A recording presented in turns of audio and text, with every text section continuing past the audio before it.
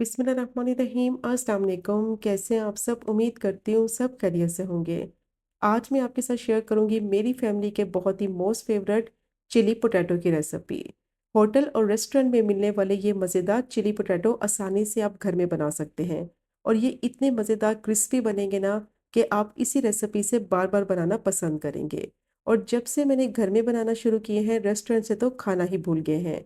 बस कुछ टिप्स और ट्रिक्स को आपने फॉलो करना है, तो वीडियो को स्किप मत करें ताकि रेसिपी को आप आसानी से फॉलो कर सकें और ये मज़ेदार चिली पोटैटो आप इजीली बना सकें। तो चलें फिर शुरू करते हैं इसको बनाना। तो चिली पोटैटो बनाने के लिए 4 मीडियम साइज़ के आलू लिए हैं, उनका छिलका उतार कर अच्छी तरह से इनको धो लिया है। अब इनकी कटिंग कर लेते हैं। तो कटिंग इनकी उसी तरह से करनी है जिस तरह से फ्राइज़ की कटिंग करते हैं। पहले आलू का ऊपर और नीचे वाला हिस्सा थोड़ा-सा उतार लेंगे ताकि जब आलू के स्लाइसेस को काटें ना तो उनकी शेप बिल्कुल परफेक्ट बने। तो आलू को पहले मैंने स्लाइसेस में काटा है और फिर जिस तरह से फ्राइज़ की शेप होती है ना, उसी तरह से इसको उस शेप में काट लेंगे। और जो आलू की कटिंग करेंगे ना ही ज़्यादा मोटी हो और ना ही ज़्यादा पतली हो। ज़्यादा मोटे आलू होंगे तो गलने में भी टाइम लगाते हैं और ये क्रिस्पी भी फ्राई नहीं होंगे। तो आलू का ऊपर और नीचे वाला हिस्सा थोड़ा-सा काटेंगे, फिर इसको स्लाइसेस में काटेंगे और फिर इसको फ्राइज़ की शेप में कट कर लेंगे। तो सारे आलू की कटिंग हो गई है और एक ही शेप में मैंने आलू को काटा है और इसकी थिकनेस आप चेक कर सकते हैं, मीडियम पतला इसको काटेंगे। तो आलू बहुत ही मज़ेदार क्रिस्पी फ्राई होंगे। अब आलू की कटिंग हो गई है, इनको बॉयल करेंगे। तो 1 लीटर पानी गरम कर लिया है, इसमें डालेंगे 1 टीस्पून नमक और जो आलू काटे हैं वो इसमें डालेंगे और इसको बॉईल करेंगे 90% तक। पूरी तरह से इनको बॉईल नहीं करना है, 10% तक आलू को कच्चा रखेंगे क्योंकि आगे जाके आलू को फ्राई भी करना है। अब इसको मैंने मिक्स कर लिया है ताकि नमक जो है पानी में और आलू में अच्छी तरह से मिक्स हो जाए। ज़्यादा इनमें चम्मच नहीं लगाना है, अब इनको बॉईल कर लेंगे 90% तक।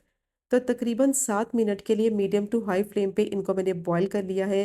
90% तक आलू जो है वो पक चुके हैं।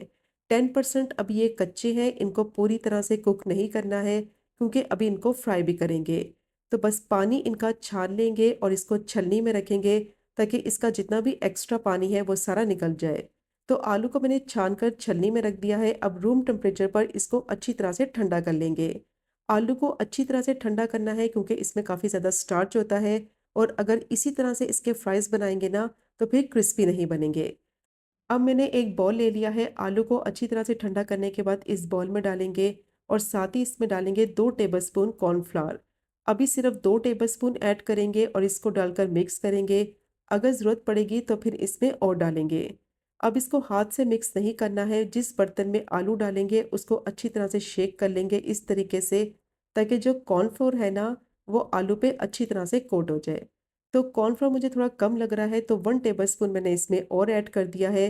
अब दोबारा से इसको शेक कर लेंगे ताकि ये अच्छी तरह से मिक्स हो जाए और मिक्स करने के बाद इसमें हल्का सा पानी का छींटा लगाएंगे।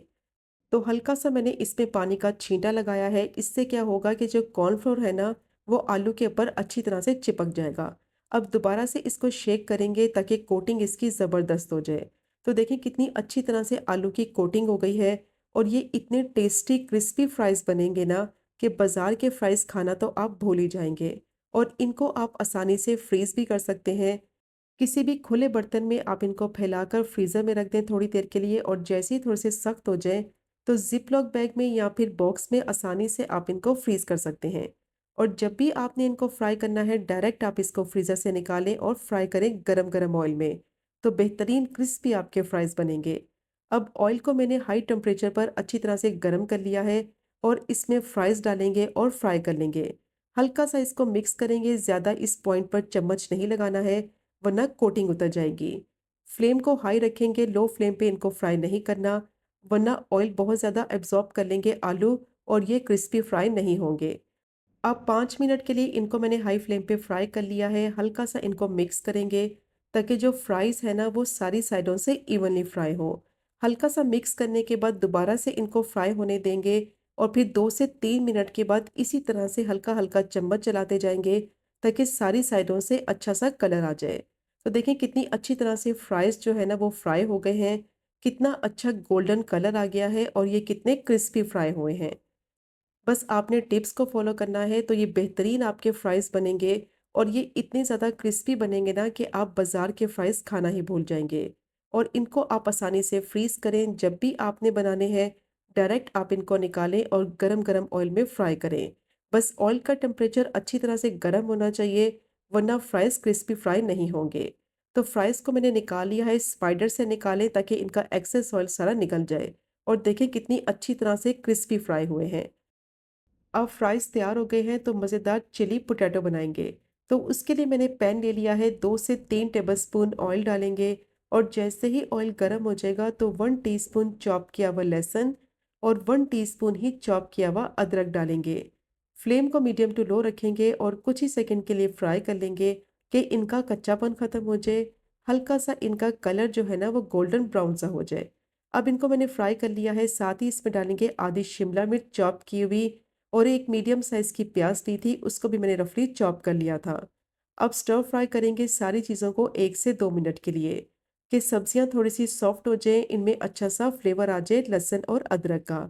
और साथ ही इसमें डालेंगे 2 टेबलस्पून बारीक कटी हुई हरी प्याज और इसको डालकर भी अच्छी तरह से मिक्स कर लेंगे। बहुत ही टेस्टी ये चिली पोटैटो बनते हैं, मस्ट ट्राई कीजिएगा। बच्चों के तो ये बहुत ही मोस्ट फेवरेट होंगे।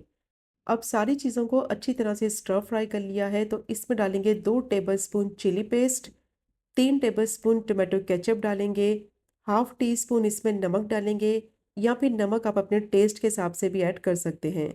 हाफ टी स्पून कुटी हुई लाल मिर्च और 1/4 टीस्पून इसमें काली मिर्च का पाउडर डालेंगे। अच्छी तरह से मिक्स करेंगे, फ्लेम को हाई रखेंगे और सिर्फ 1 से 2 मिनट के लिए पका लेंगे ताकि सारी चीज़ों का फ्लेवर अच्छी तरह से वेल कंबाइन हो जाए।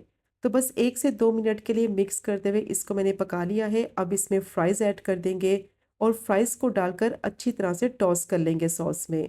फ्लेम को मीडियम टू हाई ही रखेंगे और अच्छी तरह से इसको मिक्स करेंगे। और अगर आपके पास चिली पेस्ट नहीं है तो सिंपल आप क्या करें, 10 से 12 कश्मीरी लाल मिर्च को आधे घंटे के लिए गर्म पानी में भिगो कर रख दें और जब वो अच्छी तरह से सॉफ्ट हो जाए तो उनको ब्लेंडर जार में डालें। 1 टीस्पून विनेगर और 1 टीस्पून चॉप किया हुआ लहसुन ऐड करें और अच्छी तरह से बारीक पीस लें तो बेहतरीन चिली पेस्ट रेडी हो जाएगा। अब इसको मैंने अच्छी तरह से मिक्स कर लिया है, 1 टीस्पून सफ़ेद तिल ऐड कर देंगे और दोबारा से इसको मिक्स कर लेंगे और फ्लेम को बंद करेंगे। बेहतरीन चिली पोटैटो रेडी हो गए हैं और वही टेस्ट और वही फ्लेवर आपको मिलेगा जो अक्सर आप रेस्टोरेंट में खाते हैं। तो ये चेक करें इनकी फाइनल लुक। बेहतरीन चिली पोटैटो रेडी हो गए हैं, मस्ट ट्राई कीजिएगा, बहुत ही टेस्टी बनते हैं। और अगर आपने एक दफ़ा ये बना लिए ना तो बार बार इनकी फरमाइश होगी। तो ज़रूर ट्राई कीजिएगा ये टेस्टी रेसिपी को। और अगर आपको आज की वीडियो पसंद आए, आज की रेसिपी पसंद आए, चैनल को ज़रूर सब्सक्राइब करें, वीडियो को लाइक करें और शेयर करें। इंशाल्लाह मिलेंगे अगले कुकिंग व्लॉग में फिर एक नई रेसिपी के साथ। तब तक मुझे अपनी ख़ास दुआ में याद रखें। अल्लाह हाफ़िज़।